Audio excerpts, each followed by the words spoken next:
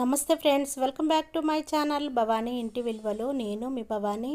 అమ్మమ్మ చేసినప్పుడు కానీ అమ్మ చేసినప్పుడు కానీ తింటూ ఉంటాం కదా చిన్నగా ఉన్నప్పుడు.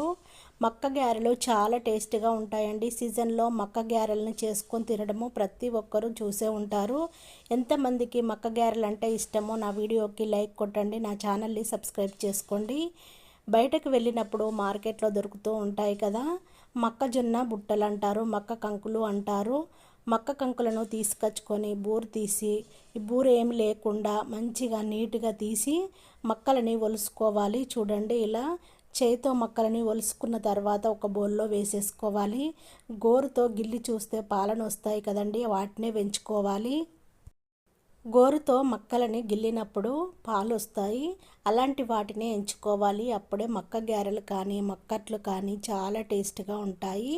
మిక్సీ కప్పు తీసుకొని ఒలిసి పెట్టుకున్న మక్కలని వేసేసుకొని కచ్చా పెచ్చాగా గ్రైండ్ చేసుకోవాలి. మరీ మెత్తగా కాకుండా వాటర్ వేయకుండా చేసేసుకోవాలండి. మిక్సీ పట్టుకోవాలి. పట్టుకున్న తర్వాత ఒక బౌల్లో వేసేసుకోవాలి. ఇందులో వాటర్ యాడ్ చేయొద్దు. మక్కలని ఒలిసేటప్పుడు బూరు రాకుండా చూసుకోవాలి. బూరు తింటే హెల్త్కి అంత మంచిది కాదు, బూరు లేకుండా చూసుకోవాలి. మిగతా మక్కలన్నిటినీ మిక్సీ కప్పులో వేసేసుకొని 1 ఇంచు వరకు అల్లం ముక్కల్ని కట్ చేసి వేసేసుకోవాలి. 1 స్పూన్ వరకు జీలకర్రని వేసేసుకొని పేస్ట్లా చేసేసుకోవాలి. మిగతా మక్కలన్నిటినీ అలాగే చేసేసుకొని ఒక బౌల్లో వేసేసుకోవాలి. 4 పచ్చిమిర్చిని తీసుకొని చిన్నగా కట్ చేసుకోవాలి.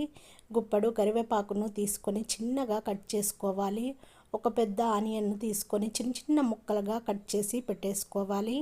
మీరు ఇలా వేసుకోవడం ఇష్టం లేదు అనుకుంటే మక్కలతో పాటే పచ్చిమిర్చిని, కరివేపాకుని, ఉల్లిపాయల్ని వేసేసుకొని పేస్ట్లా చేసేసుకొని మొత్తము మిక్స్ అయ్యేలా కలుపుకొని గ్యారెల్ని చేసేసుకోవచ్చండి. నేను ముక్కలని వేసేస్తున్నాను. తినేటప్పుడు చాలా టేస్ట్గా ఉంటుంది.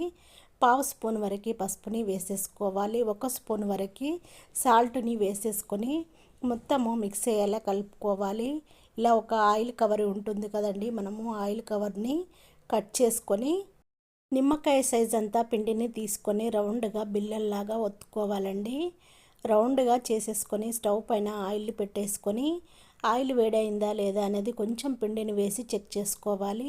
ఆయిల్ మంచిగా వేడైంది. ఆయిల్ వేడైన తర్వాత మంటని కాస్త తగ్గించుకొని మనము చేసిన గ్యారెలన్నిటిని ఒక్కొక్క దానిగా వేసుకుంటూ ఒక్కొక్క దాన్ని తింపుకుంటూ రెడ్గా కాలనివ్వాలి. కాలిన ప్లేట్లో వేసేసుకోవాలి.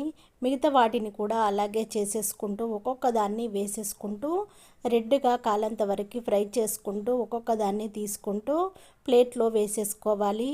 చాలా టేస్టీగా ఉంటుందండి. పచ్చి మొక్కలలో ప్రోటీన్లు ఎక్కువగా ఉంటాయి. అప్పుడప్పుడు సీజన్లో దొరికినప్పుడు పిల్లలకు కానీ హస్బెండ్కి కానీ మీరు కానీ ఇలా చేసుకొని తినండి. హెల్త్కి మాత్రము చాలా మంచిదండి. నేను చేసిన ఈ మక్క గారెల వీడియో మీకు నచ్చినట్టయితే మీ వాళ్ళందరికీ షేర్ చేయండి. నా వీడియోకి లైక్ కొట్టడము మర్చిపోకండి. చూడండి, మొత్తం పిండిని చేయలేదు, నేను కొంచెమే చేశాను. మిగతా పిండిని ఫ్రిడ్జ్లో పెట్టాను. గారెలు మాత్రం సూపర్గా వచ్చాయండి. చాలా ఎక్సలెంట్గా ఉన్నాయి. టేస్ట్ మాత్రం అదిరిపోయింది. నేను చేసిన ఈ వీడియో నచ్చినట్టయితే మీ వాళ్ళందరికీ షేర్ చేయండి. నా ఛానల్ని సబ్స్క్రైబ్